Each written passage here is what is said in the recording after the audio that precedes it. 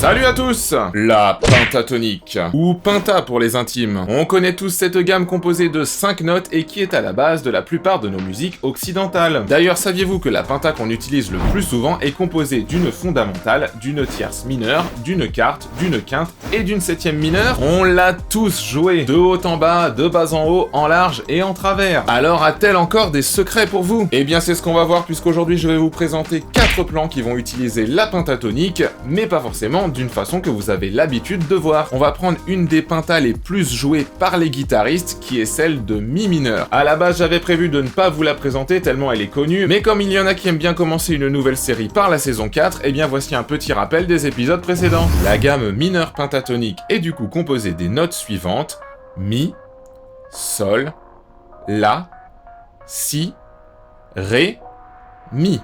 On va la trouver le plus souvent composée de ce qu'on appelle les blocs penta, dont la position la plus célèbre est celle-ci. À ces 5 notes de base, on va pouvoir ajouter des notes en plus, mais chut, on se garde ça pour tout à l'heure. Avant de commencer, on va faire un petit jeu aujourd'hui. Si j'arrive à vous montrer un plan que vous n'avez jamais vu, ou si je vous apprends quelque chose de nouveau, vous devrez me le dire en commentaire de cette vidéo. Alors préparez vos claviers, on se branche, on attrape son manche, et c'est parti!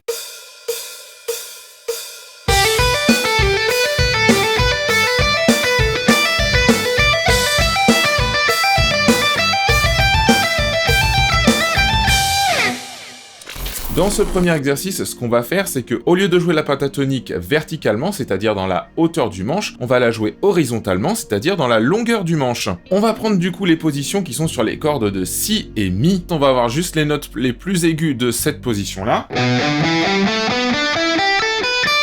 sur laquelle on va juste garder ces deux notes-là. Ensuite, on a cette position-là. On va juste garder ces deux notes-là. On a notre position classique. On va juste garder ces deux notes-là. Et on a la position celle-ci, où on va juste garder ces deux notes-là. Vous noterez du coup qu'on est en legato et qu'à chaque fois on joue que la première note quand on change de corde. On a un petit pattern qui est assez classique en fin de compte sur de la pentatonique, donc ce premier exercice n'est pas très original.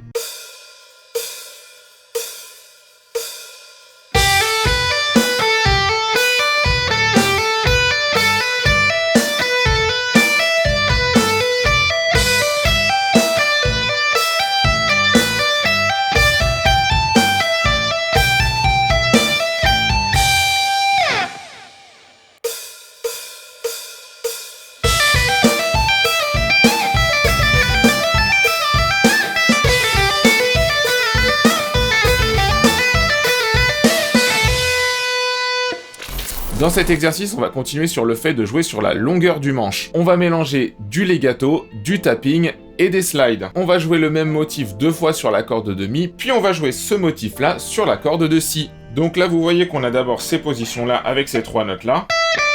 Ensuite, on passe sur ces positions-là. Et ensuite sur celle-là.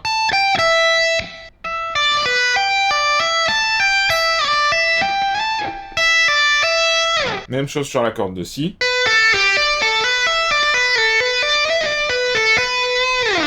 On notera bien sûr cette difficulté, ce sera le slide tapé, qui n'est pas forcément évident, du coup à travailler assez lentement pour être bien précis.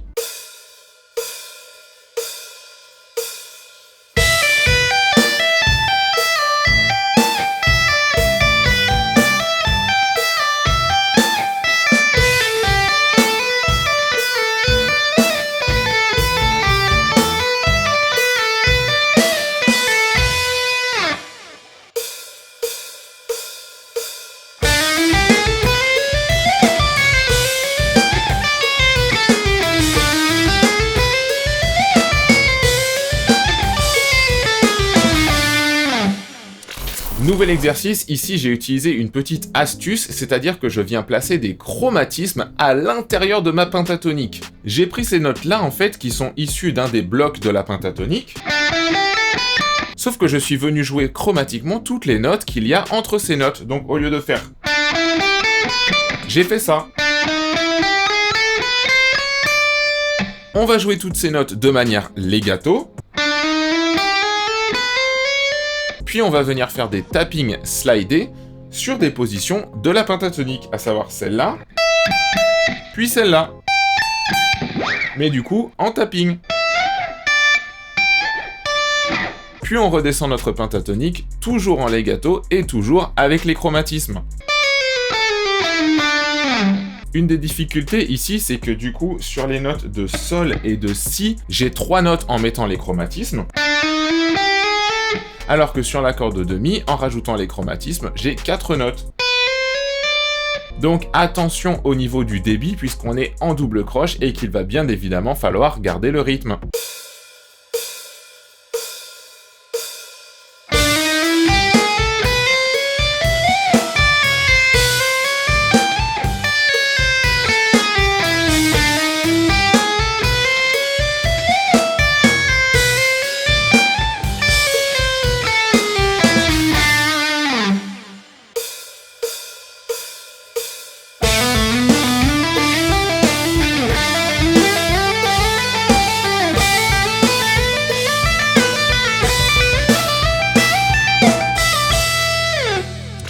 Dans cet exercice, on continue notre approche de la pentatonique sur la longueur du manche, avec cette fois-ci des slides. J'ai pris encore une fois les mêmes positions que tout à l'heure, mais cette fois en fait on va slider et jouer legato entre toutes les notes. Ici c'est le même schéma qui revient sur chaque corde, on a d'abord celui-là.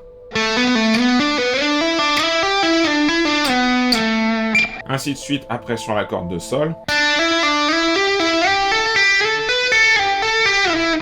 La corde de si. Alors je vais vous faire 2 versions de cet exercice. Dans la première version, on va slider uniquement avec l'index. Regardez bien, je vous montre sur la corde de si par exemple.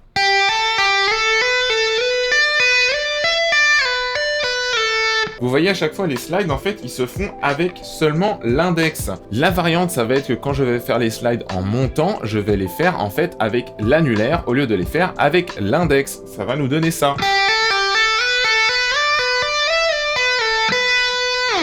En fait c'est exactement les mêmes notes, à savoir celle-ci.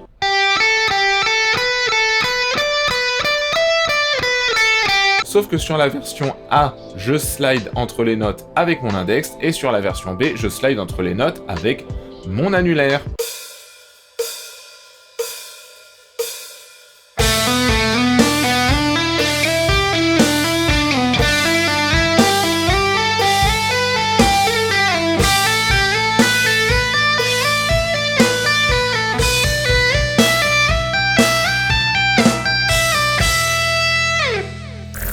Et bien voilà, c'est tout pour aujourd'hui. Comme je vous le disais en début de vidéo, si je vous ai appris quelque chose, si vous avez découvert un nouveau plan que vous n'aviez jamais vu, eh bien votre mission c'est de me le mettre en commentaire. Si les exercices vous ont plu, mettez-moi un pouce en l'air, abonnez-vous si c'est pas encore fait, ça fait toujours plaisir et ça aide à développer la chaîne. Sur ce, je vous donne rendez-vous dans 15 jours pour une nouvelle vidéo. Salut, salut!